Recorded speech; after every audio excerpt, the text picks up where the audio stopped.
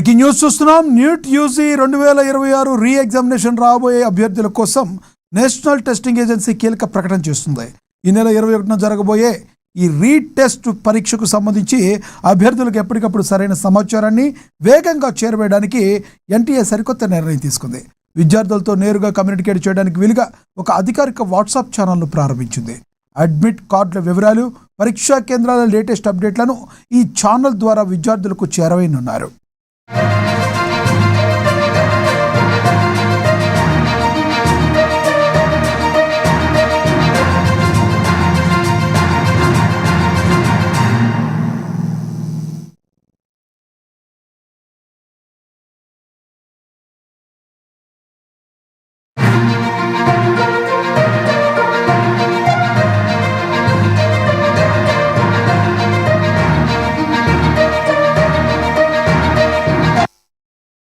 NEET UG 2026 రీ examination రాయబోయే అభ్యర్థుల కోసం national testing agency కీలక ప్రకటన చేస్తుంది.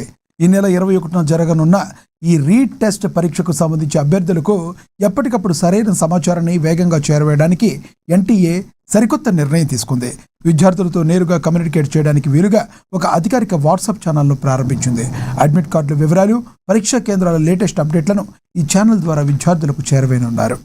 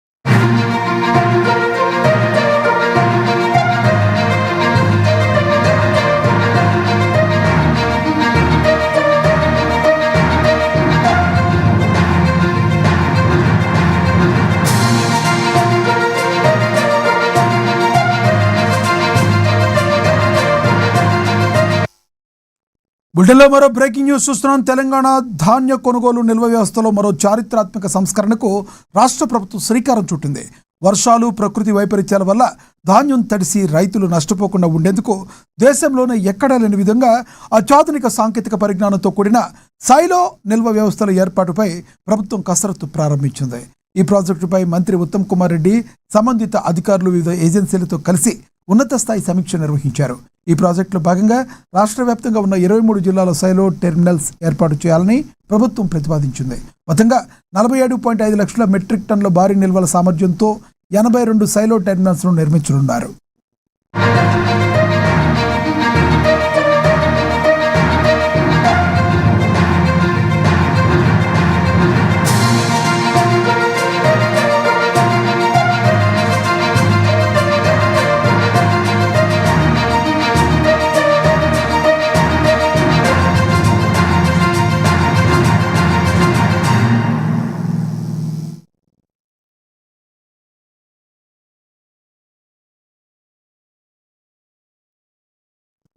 తెలంగాణ ధాన్య కొనుగోలు నిల్వ వ్యవస్థలో మరో చారిత్రాత్మక సంస్కరణకు రాష్ట్ర ప్రభుత్వం శ్రీకారం చుట్టింది.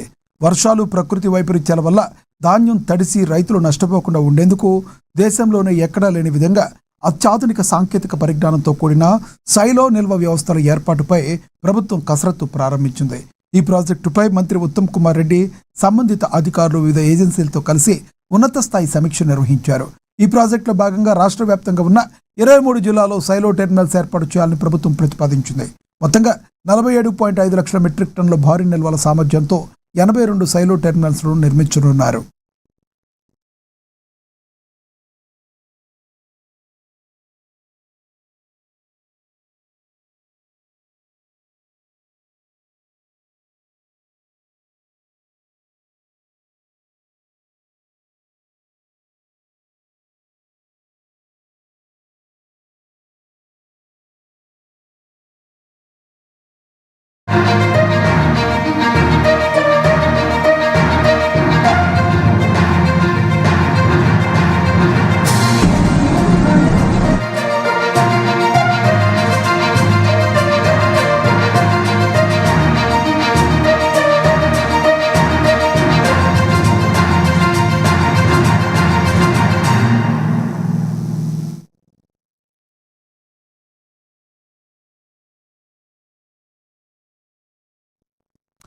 బ్రేకింగ్ న్యూస్ చూస్తున్నాం. హైదరాబాద్లో ఫుడ్ సేఫ్టీ అధికారులు తనిఖీలు ప్రకంపనలు సృష్టిస్తున్నాయి. హోటళ్లు, ఫుడ్ మ్యానుఫ్యాక్చరింగ్ యూనిట్లపై అధికారులు పంజా విసురుతున్నారు. తాజాగా హుస్సేనియాలయం పోలీస్ స్టేషన్ పరిధిలోని చార్మినార్ న్యూ ల్యాండ్ బజార్లో టాస్క్ ఫోర్స్ అధికారులు మెరుపు దాడులు చేపట్టారు. ఎలాంటి లైసెన్స్ లేకుండా అపరిశుభ్ర వాతావరణంలో నడుస్తున్న ఆల్ అక్బర్ గోడౌన్ గుట్టు రద్దు చేశారు. సుమారుగా 110 కిలోల ఫ్రైడ్ చికెన్, 6 టిన్ల వాడిన కుళ్ళిన నూనెతో పాటు ప్రమాదకరమైన కృత్రిమ రంగులను అధికారులు స్వాధీనం చేసుకున్నారు. మరోవైపు కూకట్పల్లిలోని ప్రముఖ బేకరీ బేక్ మ్యాక్స్ ఫుడ్స్లో ఫుడ్ సేఫ్టీ అధికారులు తనిఖీలు చేపట్టారు. కిచెన్ ఏరియాలో బొద్దింకలు తిరుగుతుండడం, తుప్పు పట్టిన బేకింగ్ ట్రేలను వాడటం, కనీసం లేబెలింగ్ కూడా లేకపోవడం వంటి తీవ్ర ఉల్లంఘనలను గుర్తించారు. దీంతో అధికారులు ఆహార నమూనాలను ల్యాబ్కు పంపించి సదరు బేకరీకి షోకాజ్ నోటీసులు జారీ చేసేందుకు సిద్ధమయ్యారు. జూబ్లీ హిల్స్, మాదాపూర్ వంటి హైవే పై ఏరియాల్లో పలు రెస్టారెంట్లో కుళ్ళిన చికెన్, పన్నీర్ను కూడా అధికారులు గుర్తించారు.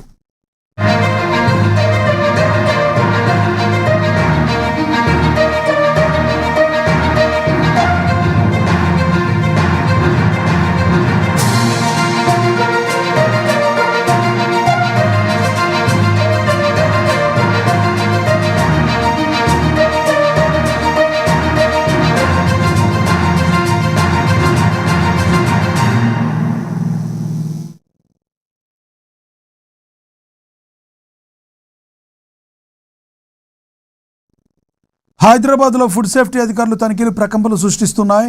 హోటళ్లు, ఫుడ్ మ్యానుఫ్యాక్చరింగ్ యూనిట్లపై అధికారులు పంజా విసురుతున్నారు. తాజాగా హుస్సేనియాలం పోలీస్ స్టేషన్ పరిధిలోని చార్మినార్ న్యూ ల్యాండ్ బజార్లో టాస్క్ ఫోర్స్ అధికారులు మెరుపు దాడులు చేపట్టారు. ఎలాంటి లైసెన్స్ లేకుండా అపరిశుభ్ర వాతావరణంలో నడుస్తున్న ఆల్ అక్బర్ గోడౌన్ గుట్టు రట్టు చేశారు. సుమారుగా 110 కిలోల ఫ్రైడ్ చికెన్, 6 టిన్ల వాడిన కుళ్ళిన నూనెతో పాటు ప్రమాదకరమైన కృత్రిమ రంగులను అధికారులు స్వాధీనం చేసుకున్నారు. మరోవైపు కూకట్పల్లిలోని ప్రముఖ బేకరీ బేక్ మ్యాక్స్ ఫుడ్స్లో ఫుడ్ సేఫ్టీ అధికారులు తనిఖీలు చేపట్టారు. కిచెన్ ఏరియాలో బొద్దింకలు తిరుగుతూ ఉండడం, తుప్పు పట్టిన బేకింగ్ ట్రేలను వాడటం, కనీసం లేబెలింగ్ కూడా లేకపోవడం వంటి తీవ్ర ఉల్లంఘనలను గుర్తించారు. దీంతో అధికారులు ఆహార నమూనాలను ల్యాబ్కు పంపించి సదరు బేకరీకి షోకాజ్ నోటీసులు జారీ చేసేందుకు సిద్ధమయ్యారు. జూబ్లీ హిల్స్, మాదాపూర్ వంటి హైవే పై ఏరియాల్లో పలు రెస్టారెంట్లో కుళ్ళిన చికెన్, పన్నీర్ను కూడా అధికారులు గుర్తించారు.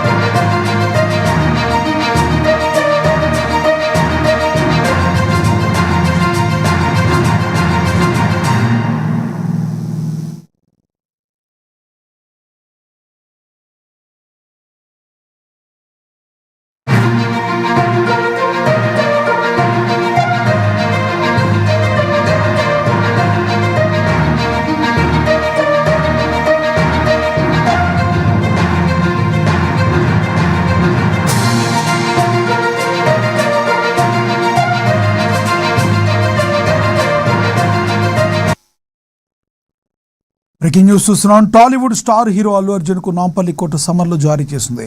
ఆర్టీసీ క్రాస్ రోడ్స్లోని సంజయ్ థియేటర్ వద్ద జరిగిన తొక్కిసలాట ఘటనకు సంబంధించి సోమవారం వ్యక్తిగతంగా కోర్టుకు హాజరు కావాలని న్యాయస్థానం ఆదేశించింది. పుష్ప 2 ప్రీమియర్ షో సందర్భంగా జరిగిన ఈ దురదృష్టకర ఘటనపై చిక్కడపల్లి పోలీసులు దర్యాప్తు జరిపి ఛార్జ్షీట్ దాఖలు చేశారు. ఈ కేసులో అల్లు అర్జున్ను పోలీసులు A11గా చేర్చారు. కాగా సంజయ్ థియేటర్ యాజమాన్యాన్ని A1గా నుంచి A10 వరకు నిందితులుగా పేర్కొన్నారు. ఈ నేపథ్యంలో సోమవారం అల్లు అర్జున్ కోర్టుకు హాజరు కానుండడం తీవ్ర చర్చనీయాంశంగా మారింది.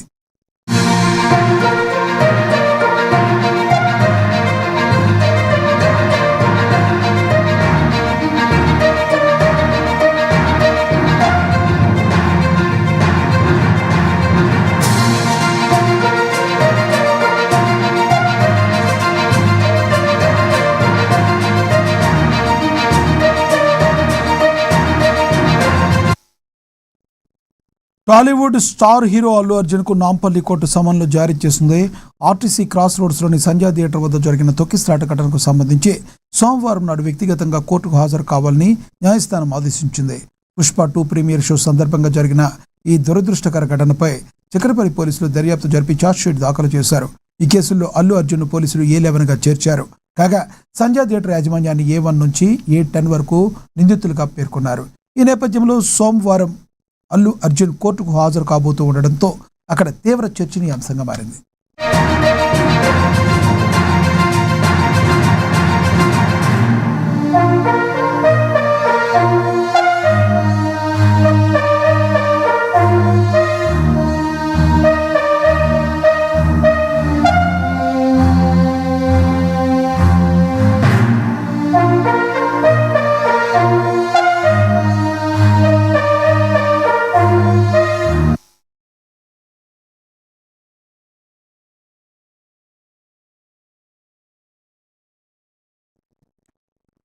కాంగ్రెస్ అగ్రనేత రాహుల్ గాంధీ జన్మదిన వేడుకలు రాష్ట్ర వ్యాప్తంగా ఘనంగా జరుగుతున్నాయి. హైదరాబాద్లోని కాంగ్రెస్ పార్టీ ప్రధాన కార్యాలయం గాంధీ భవన్లో పండుగ వాతావరణం నెలకొంది. టీపీసీసీ అధ్యక్షుడు ఎమ్మెల్సీ మహేష్ కుమార్ గౌడ్ ఆధ్వర్యంలో రాహుల్ గాంధీ బర్త్డే వేడుకలను అత్యంత వైభవంగా నిర్వహించారు. మహేష్ కుమార్ గౌడ్ కేక్ కట్ చేసి రాహుల్ గాంధీకి జన్మదిన శుభాకాంక్షలు తెలిపారు. ఈ కార్యక్రమంలో పార్టీ ముఖ్య నాయకులు, కార్యకర్తలు, యువజన కాంగ్రెస్ ప్రతినిధులు పెద్ద ఎత్తున పాల్గొన్నారు. రాహుల్ గాంధీ జన్మదినాన్ని పురస్కరించుకుని రాష్ట్ర వ్యాప్తంగా పలు సేవా కార్యక్రమాలు నిర్వహిస్తున్నారు. ప్రభుత్వ సలహాదారులు వి హనుమంతరావు చేతుల మీదుగా కేక్ కట్ కార్యక్రమం జరిగింది. ఈ సందర్భంగా నిరుపేద కుటుంబాలకు చెందిన విద్యార్థులకు ఉచితంగా నోట్ పుస్తకాలు పంపిణీ చేసి రాహుల్ గాంధీపై ఉన్న అభిమానాన్ని చాటుకున్నారు.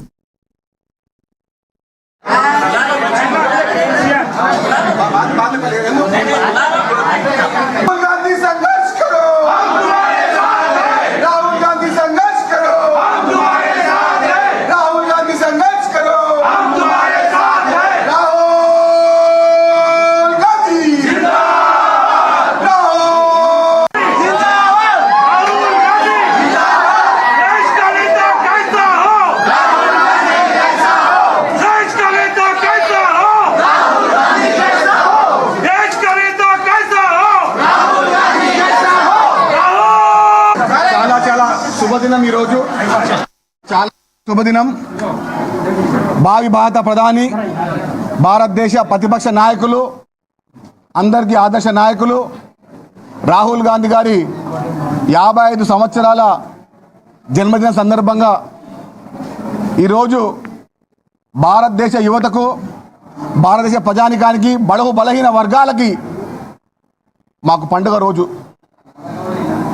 భారత్ జోడో యాత్ర ద్వారా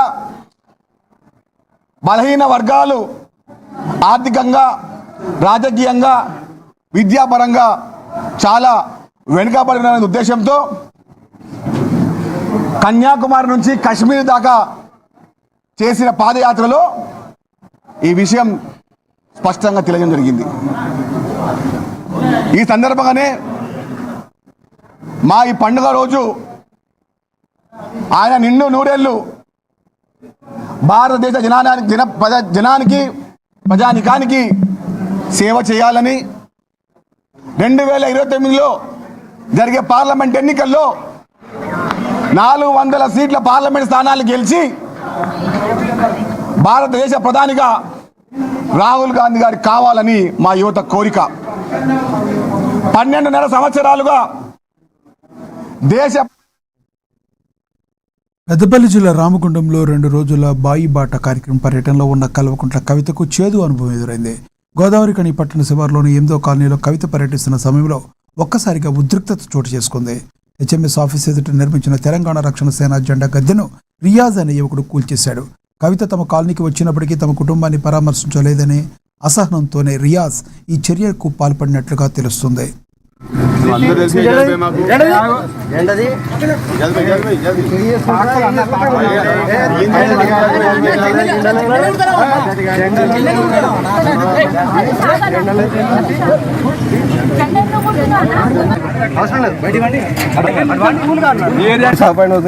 దొరకదు మొత్తం వీళ్ళే ఉంటారు చుట్టూ దొరికినప్పుడు అన్న పోస్ట్ ఫేస్బుక్లో పెడితే టార్చర్ అయితే ప్రెస్ వాళ్ళు నాకు ఫోన్ చేసి హరీష్ అన్న కూడా ఫోన్ చేసి అరే ఆగురా మాట్లాడదాం రామన్న పియ్య కూడా ఫోన్ చేశారా మళ్ళీ అరే ఈమె మాట్లాడా అన్న ఇక్కడ మీ బండి ఎక్కడ పెట్టినా స్కూల్కి పేరు ఏమైంది అడుగుతాను అప్పుడు ఫస్ట్ అన్న ఏం అడగలే ఇక్కడ 60 రూపాయలు మా అయ్యా కష్టపడదాం మాకు స్కూల్ పేరు ఎందుకు ఇచ్చింది పొద్దున పేపర్కి ఇచ్చింది 10 లక్షలని చెక్కు గాయబు యాక్సిడెంట్ అయినప్పుడు మేము వేస్తే పోస్ట్ మార్టం అయింది నా ఫ్యామిలీ ఎవ్వరు లేరు ఆడ పోస్ట్ మార్టం జరిగేటప్పుడు. ఫ్యామిలీలో ఎవ్వరు లేరు పోస్ట్ మార్టం జరిగేటప్పుడు. ఆ కార్లో బాటిల్స్ ఉండేనట. మేము వస్తే బాటిల్స్ ఎందుకు ఇచ్చాం? అప్పుడు ఫ్రెండ్ యాక్సిడెంట్ ఇచ్చాను నేను. కాకినాడ జిల్లా పెద్దాపురం జగనన్న కాలనీలో ఎమ్మెల్యే చిన్నపై రాజప్ప అక్రమాలకు పాల్పడ్డారంటూ వైఎస్ఆర్ కాంగ్రెస్ పార్టీ ఆరోపణలు చేసింది. పెద్దాపురం వైసీపీ కోఆర్డినేటర్ దౌలూరి దొరబాబు జగనన్న కాలనీలో పర్యటించి రాజప్ప అవినీతి బాగోతాన్ని ఎండగట్టారన్నారు. జగనన్న కాలనీలో ఉన్న 42 మంది లబ్ధిదారులను భయపెట్టి వారి ఇళ్ల స్థలాలను లాక్కున్నారని, అక్కడ 10 కోట్ల విరాళాలతో వృద్ధాశ్రమం నిర్మిస్తున్నారని ఆరోపించారు. ఇక్కడ నివసిస్తా ఉన్నారు. ఫేజ్ 2లో ఉన్నటువంటి సుమారు 40 మంది సంబంధించినటువంటి, అంటే ఈ చివరి 3 లేన్లు కూడా ఇక్కడ ఉన్నటువంటి లబ్ధిదారులందరూ కూడా భయపెట్టి, ప్రలోభ పెట్టి, అన్ని విధాలుగా బెదిరించి ఇక్కడి నుంచి ఖాళీ చేసి ఇక్కడ వృద్ధాశ్రమం కడుతున్నామని చెప్పి, అభివృద్ధి చేస్తున్నామని చెప్పి చినరాజప్ప గారు వీళ్ళందరినీ కూడా సరైన స్థలాలు చూపించినా సరే వాళ్ళ పేరు మీద రిజిస్టర్ చేయకుండా ఈ రోజు వాళ్ళందరికీ అన్యాయం చేసి ఇక్కడ వృద్ధాశ్రమం కడుతున్నానని చెప్పి అనే అభివృద్ధి చేస్తున్నామని చెప్పి, యాక్చువల్ గా ఈ రోజు ప్రజలందరికీ తెలిసింది ఏంటంటే వెనకాల సుమారు 30 ఎకరాలు వాళ్ళ కుమారుడు, వాళ్ళ సుపుత్రుడు రంగనాథకి సంబంధించినటువంటి లేఅవుట్కి అప్రూవల్కి ఎటువంటి రోడ్డు లేని కారణంగా ఇక్కడ వృద్ధాశ్రమం అని చెప్పి ఈ రోజు ఇక్కడ 40 ఫీట్ సీసీ రోడ్డు ఈ రోజు ఇక్కడ వేసుకుని ఈ రోజు అప్రూవల్ కూడా వెళ్ళడం జరిగింది. మేము వృద్ధాశ్రమానికి వ్యతిరేకం కాదు, వ్యతిరేకమైతే మేము మొదటే వ్యతిరేకించేవాళ్ళం. ఎందుకంటే జగన్మోహన్ రెడ్డి గారు ప్రతి జగనన్న కాలనీలో కూడా అక్కడ ఉన్నటువంటి లబ్ధిదారుల సంఖ్యను పెట్టి పార్కులు ఉండాలి, లేకపోతే పెద్ద బాపట్ల జిల్లా చీరాల మండలం వాడరేవులో నూతనంగా ఏర్పాటు చేస్తున్న మైరన్ పోలీస్ అవుట్పుట్ పోస్ట్ను కోస్టల్ ఐజీ గోపీనాథ్ జెట్టి ప్రారంభించారు. ఈ కార్యక్రమంలో జిల్లా ఎస్పీ ఉమామహేశ్వర్, ఎమ్మెల్యే కొండయ్య, రామానంద సరస్వతి స్వామీజీ పాల్గొన్నారు. ఈ సందర్భంగా తీర ప్రాంత భద్రతను మరింత బలోపేతం చేసేందుకు రాష్ట్ర వ్యాప్తంగా 21 మైరాన్ పోలీస్ స్టేషన్ల నిర్మాణం చేపడుతున్నట్లు ఐజీ గోపీనాథ్ తెలిపారు. అలాగే అవుట్పోస్ట్ ఏర్పాటుకు సహకరించిన స్వామీజీని ఆయన అభినందించారు.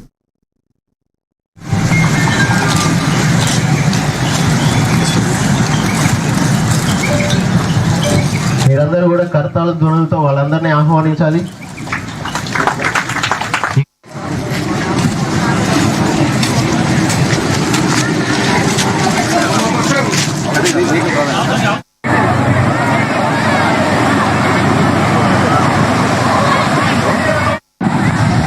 ప్రణాళికను రూపొందించడం కూడా జరుగుతుంది.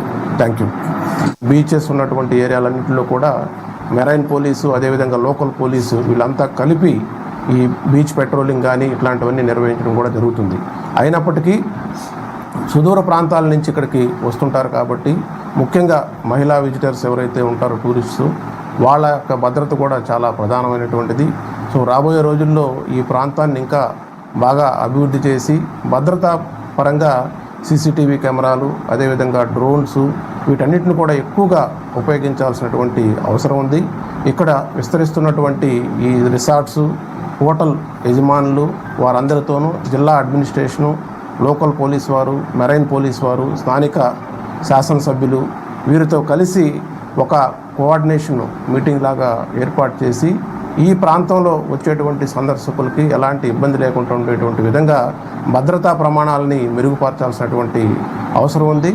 దాని ద్వారా భవిష్యత్తులో ఇక్కడికి పర్యాటక రంగం మరింత అభివృద్ధి చెందేదానికి అవకాశం ఉంటుంది. దాంతో ఇక్కడ ఉన్నటువంటి లోకల్ ప్రజలు ఎవరైతే ఉన్నారో, మత్స్యకార గ్రామాలు ఉన్నాయో వారి యొక్క అభివృద్ధి కూడా దానికి ముడిపడి ఉంది. కాబట్టి సో ఈ ప్రాంతం బాగా అభివృద్ధి చెందాలంటే ఇక్కడ భద్రతా ప్రమాణాలు పెరగాలి. దానికి ప్రజలందరూ కూడా పోలీస్ వ్యవస్థకి, మెరైన్ పోలీస్ విభాగానికి వారి యొక్క చేయూతని అందించాలని చెప్పి ఈ సందర్భంగా తెలియజేస్తూ ఈరోజు ఈ కార్యక్రమానికి తమ వంతు సహకారం అందించినటువంటి స్వామీజీ గారికి, లోకల్ పోలీసు డిపార్ట్మెంట్ ఎస్పీ గారికి. అన్నమయ్య జిల్లా మదనపల్లిలో 2 ఏళ్ల నమ్మకం, సుపరిపాలన, అభివృద్ధి, సంక్షేమం పేరిట ఉత్సవాలు వైభవంగా జరిగాయి. ప్రభుత్వ ఆదేశాల మేరకు జిల్లా యంత్రాంగం ఆధ్వర్యంలో ఆర్ఆర్ గార్డెన్లో ఈ వేడుకలు నిర్వహించారు. ఈ కార్యక్రమానికి ముఖ్య అతిథిగా మంత్రి బీసీ జనార్దన్ రెడ్డి, మంత్రి మడిపల్లి రాంప్రసాద్ రెడ్డి హాజరై జ్యోతి ప్రజ్వలనతో వేడుకలను ప్రారంభించారు. జిల్లా కలెక్టర్ నిశాంత్ కుమార్, ఎమ్మెల్యేలు హజాహాన్ బాషా, కిషోర్ కుమార్ రెడ్డి తదితరులు ఈ కార్యక్రమంలో పాల్గొన్నారు. ఈ సందర్భంగా వివిధ ప్రభుత్వ శాఖలు ఏర్పాటు చేసిన సంక్షేమ అభివృద్ధి స్టాల్స్ను మంత్రులు పరిశీలించి అధికారులను అభినందించారు. దయచేసి మరి కాసేపట్లో సభ ప్రారంభమవుతుంది. కుప్పం వరకు నీరు తెచ్చిన ఘనత ముఖ్యమంత్రి గారిది. ఖచ్చితంగా ప్రజలందరూ కూడా ఆనందంగా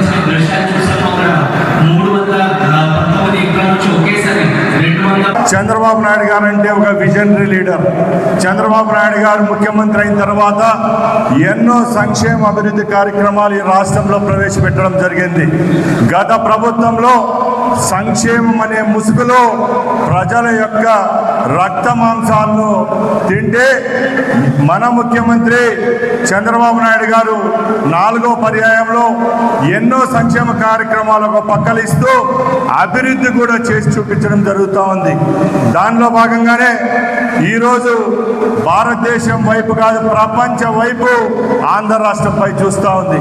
ముఖ్యంగా పెట్టుబడుల పరంపర కొనసాగుతూ ఉంది. మనం అందరం చూస్తున్నాం. గతంలో జగన్మోహన్ రెడ్డి లాంటి ముఖ్యమంత్రి ఉంటే ఎన్నో పెట్టుబడి పెట్టే కంపెనీలన్నీ ఇక్కడి నుంచి ఎంఓయూలు కూడా రద్దు చేసుకుని పక్కన రాష్ట్రాలైన కర్ణాటక, తమిళనాడు రాష్ట్రాలకు పోయే పరిస్థితి చూసాం. ఈరోజు చంద్రబాబు నాయుడు గారు, పవన్ కళ్యాణ్ గారు, అలాగే లోకేష్ గారి సారథ్యంలో కేంద్ర ప్రధానమంత్రి నరేంద్ర మోడీ గారి ఆశీస్సులతో ఈరోజు పెట్టుబడుల పరంపర కొనసాగుతూ ఉంది. ముఖ్యమంత్రి గారు 18 గంటలు పనిచేస్తా ఉంటే ఈరోజు ఎంఓ. ప్రకాశం జిల్లా చేమకుర్తి మండలం అగ్రహారంలో విషాదం చోటు చేసుకుంది. కుటుంబ కలహాల నేపథ్యంలో తండ్రి ఘాతుకానికి ఒడిగట్టాడు. కన్న కూతురిని కూడా చూడకుండా 3 ఆడపిల్లలను దారుణంగా చంపి ఆపై తాను కూడా బలవన్మరణానికి పాల్పడ్డాడు. సుధాకర్ అనే వ్యక్తి తన కూతుళ్ళు గోచిత, పూజిత, లోకిత, శ్రీలతను చంపి అనంతరం ఉరివేసుకుని ఆత్మహత్య చేసుకున్నాడు. ఒకే కుటుంబంలో 4 మృతి చెందడంతో గ్రామంలో విషాద ఛాయలు అలుముకున్నాయి. ఘటనా స్థలానికి చేరుకున్న పోలీసులు కేసు నమోదు చేసి దర్యాప్తు చేస్తున్నారు.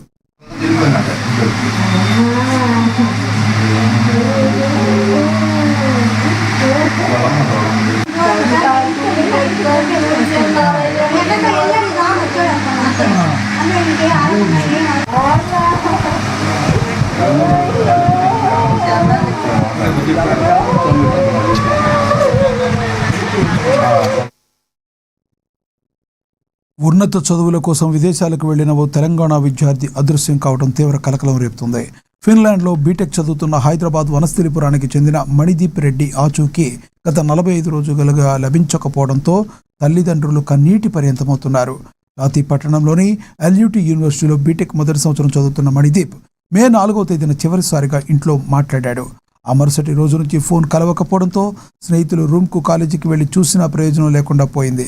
అక్కడ మిస్సింగ్ కేసు నమోదైనప్పటికీ ఎలాంటి పురోగతి లేదు. దీంతో బాధితుడి తల్లిదండ్రులు కేంద్ర మంత్రి కిషన్ రెడ్డి, హర్యానా గవర్నర్ బండారు దత్తాత్రేయలను కలిసి తమ బిడ్డను క్షేమంగా రప్పించాలని వేడుకుంటున్నారు.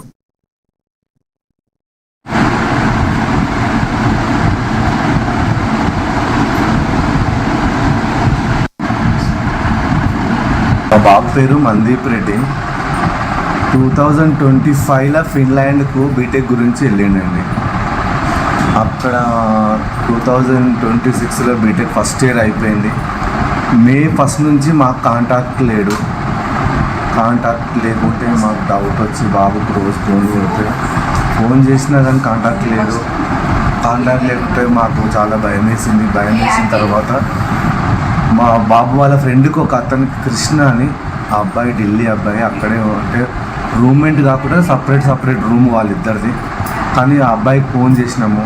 చేసి బాబు కృష్ణ ఇట్లా మణిదీప్ కనబడతలేడు, మా కాంటాక్ట్ లేడు, ఒక 3 డేస్ నుంచి అని మేము ఆ బాబుకు చెప్పినాము. చెప్తే ఆ బాబు, అంకుల్ నేను పోయి చూస్తా, నేను ఆల్రెడీ ఢిల్లీకి వచ్చేస్తున్నా, నేను హెల్సింగ్లో ఉన్న, ఫ్లైట్ టికెట్ బుక్ చేసుకున్నా. అంటే నేను హాలిడేస్ కదా, నేను ఇంటికి పోదామని బుక్ చేసుకున్నా అంకుల్ అని ఆ అబ్బాయి చెప్తే, బాబు ఒక్కసారి నువ్వు పోయి లాతికి పోయి మా బాబు రూమ్ చెక్ చేయమ్మా, లేదా పోనీ ఒక పోలీసులకన్నా ఇన్ఫర్మేషన్ ఇవ్వ అక్కడ అంటే ఆ బాబు లాతికి పోయి లాతిలో పోలీస్ స్టేషన్కు కంప్లీట్ చేస్తే వాళ్ళు పోలీసు వాళ్ళు అక్కడికి పోయి రూమ్ ఎంక్వైరీ చేసి రూమ్లో మీ బాబు లేడని మళ్ళీ మాకు రిటర్న్ సమాధానం చెప్పిరు.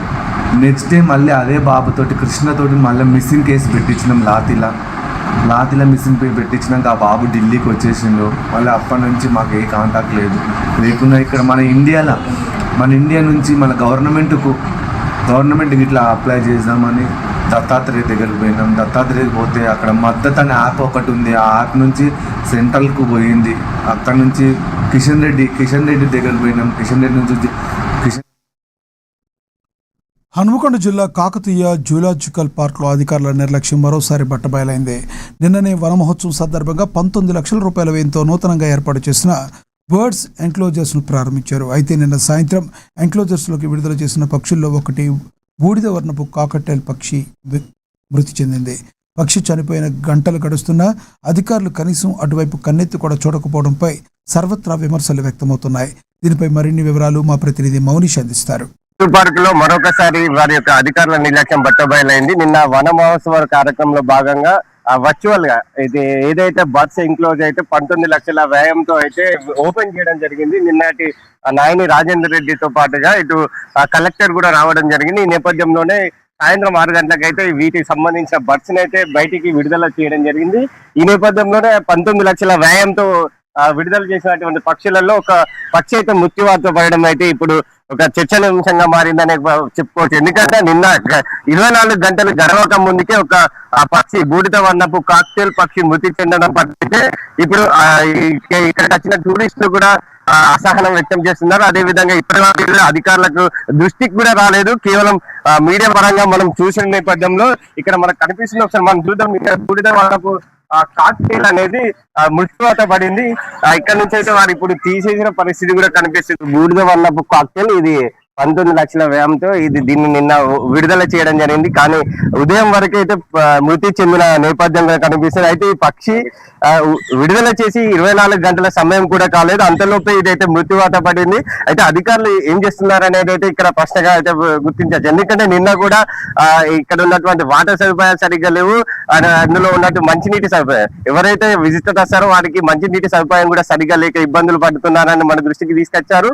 నిన్న ఓపెన్ చేసినటువంటి బర్డ్స్ ఎంక్లోజ్ లో ఉన్నటువంటి ఈ పక్షి మృతి చెందడం అయితే ఇప్పుడు వారి యొక్క నిర్లక్ష్యానికి నిదర్శనంగా చెప్పుకోవచ్చు. అయితే దీనిపైన అధికారులు ఏమంటారో, అసలు ఎందుకు చనిపోయింది, దీనికి ఏమైనా వ్యాధులు ఉన్నాయా, లేకపోతే ఎందుకు దీని మృత్యుబాట పడ్డారనే అధికారులు తేల్చాల్సింది. దీనికి ఎవరు బాధ్యత వహిస్తారు? ఈ జూ పార్క్ కి సంబంధించి ఎవరైతే ముఖ్యంగా దీన్ని డీల్ చేశారో, దీన్ని చూసుకుంటారో వారైతే దీనికి సమాధానం ఇవ్వాల్సిన అవసరం ఉంది. ఎందుకంటే 24 గంటలు గడవక ముందుకే ఒక పక్షి ఎన్నో లక్షలు ఖర్చు పెట్టి విడుదల చేసినటువంటి ఒక పక్షి అయితే చనిపోవడం అయితే ఇప్పుడు తీవ్ర కలంకలం రేపిందని అయితే బూడిద వర్ణపు కాక్టైల్ చనిపోవడం పట్ల అసలు ఎందుకు చనిపోయింది, అసలు ఏంటి అనేది ఒకసారి మనకు ఇక్కడ ఉన్నటువంటి డాక్టర్ గారు మాట్లాడదాం. అసలు ఏంటి ఈ పక్షి విడుదలై 24 గంటల సమయం కాలేదు, మీ దృష్టికి వచ్చింది అసలు చనిపోవడం అనేది? ఇప్పుడు నేను రౌండ్స్ మార్నింగ్ 10 to 12:31 వరకు రౌండ్స్ వేస్తుంటాం. మేము అక్కడ నుండి మొదలు పెడుతున్నాం రౌండ్స్ వేస్తుంటాయి. ఇలా చావడానికి కారణం ఏంటంటే నిన్న సడన్ చేంజ్ చేసినాం కదా, ఈవినింగ్ చేంజ్ చేసినప్పుడు ఇక్కడికి వచ్చినప్పుడు అకామిడేషన్ సడన్ చేంజ్ అప్పుడు కొంత స్ట్రెస్ పడుతుంది. తర్వాత వావి ఎప్పుడన్నా ఒక్కోసారి కొట్లాడుతుంటుంది. అదొకటి. కరెక్ట్ రీజన్ చెప్పాలంటే పోస్ట్ మార్టం తర్వాత చెప్పాలి. అంటే ఏమైనా ఫుడ్డా లేకపోతే ఏంటి? అంటే నిన్న 24 గంటలు కూడా సమయం కాలేదా? ఆ లోపల ఒక పక్షి మృతి చెందడం చాలా నిర్లక్ష్యం అయితే బయటకు వస్తుంది. అసలు ఏంటి, వాటికి సరైన ఫుడ్ పెట్టడం లేదా, లేకుంటే సరైన సదుపాయాలు లేవా? మీరు చూశారు కదా, ఫుడ్ ఎప్పటికీ ఎప్పుడు 2 times మా వాళ్ళు ఫీడింగ్ చేస్తూనే ఉంటారు. అన్ని అనిమల్స్ అన్ని బర్డ్స్ కూడా, అందులో ప్రాబ్లం లేదు. ఆ ఫుడ్ తోనైతే కాదు. ఒకవేళ అదే ఏమన్నా ప్రాబ్లం ఉంటే మాత్రం పోస్ట్ మార్టం ప్రాబ్లం. అంటే ఇన్ని లక్షలు 19 లక్షల వ్యయంతో ఒక బర్డ్స్ ఎంక్లేజ్ ఓపెన్ చేశారు. వర్చువల్ కూడా సీఎం రేవంత్ రెడ్డి గారి చేతుల మీద అన్ని చోట్ల వన మహోత్సవ కార్యక్రమంలో భాగంగా ఓపెన్ చేశారు. ఇలాంటిది జరుగుతాయి. ఇలాంటి సంఘటనల వల్ల టూరిస్టులకు కూడా చాలా అసహనం వ్యక్తం చేస్తారు. ఇలాంటి చనిపోవడం, ఆల్రెడీ పెద్ద పులి చనిపోయింది, ఇప్పుడు పక్షులు చనిపోతున్నాయి. ఎక్కడ జరుగుతుంది నిర్లక్ష్యం? పెద్ద పులి చనిపోయినప్పుడు నేను వచ్చి 60 రోజులు అవుతుంది ఇక్కడ జాయిన్ అయ్యి డాక్టర్గా. ఇక్కడ అన్ని విషయాలు అర్థం అంటే ఇవన్నీ ఇప్పుడే అండర్స్టాండ్ అవుతుంది. ప్రస్తుతం అయితే ఇది జనరల్గా ఏంటంటే టెంపరేచర్ మాత్రం హై ఉంటుంది మనకు. ఏది గత నెల నుండి ఆ టెంపరేచర్ స్ట్రెస్ ఉంటుంది ఒకటి.